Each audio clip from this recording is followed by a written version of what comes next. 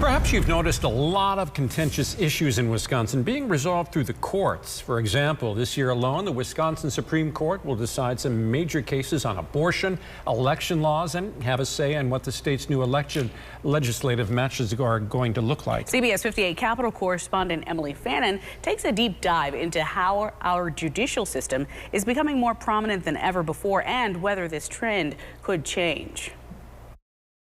In a deeply divided state, most Wisconsinites believe the political system is broken. So I asked our legislative leaders here at the Capitol about that and whether they believe we're relying too much on one branch of government to resolve the state's most pressing issues. I have some real concerns. Typically, before someone decides to file a lawsuit, they try to resolve their dispute out of court. But with a Democratic governor and a GOP-controlled legislature, reaching consensus has been difficult at times. It's why we've seen a dramatic increase in the number of lawsuits being filed since 2018 under divided government. And both parties agree it's a problem. This idea that because Governor Evers can't succeed in convincing the legislature to pass a bill that he wants, or we can't convince him to pass a bill that we want, that we're going to run to the court and sue over it. That's just wrong. It shouldn't be that way.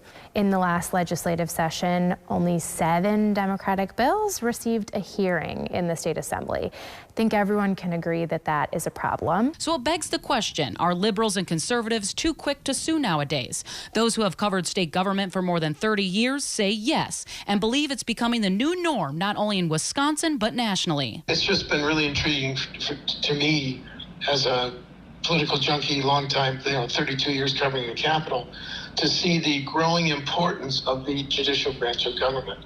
It's just utterly amazing. There's no doubt judicial elections are becoming more prominent. Take last year's state Supreme Court election, for example, which was the most expensive in U.S. history, surpassing $45 million.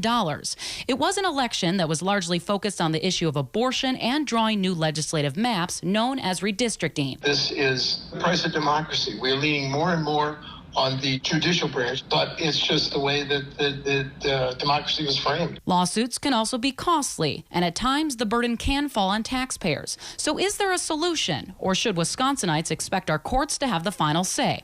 Well, it depends who you ask. We win some, they win some, but at the end of the day, I do believe that a lot of that will be taken care of with appropriate maps in the state of Wisconsin. Meanwhile, top Republicans have their doubts new maps will drastically change how our government functions, given liberals' majority on the state Supreme Court. It seems like the executive branch and the judicial branch might be moving towards eliminating the third branch of government, not caring what laws have been passed in the past, whether it's Act 10 and our maps. Who knows what's next? In Madison, Emily Fannin, CBS 58 News.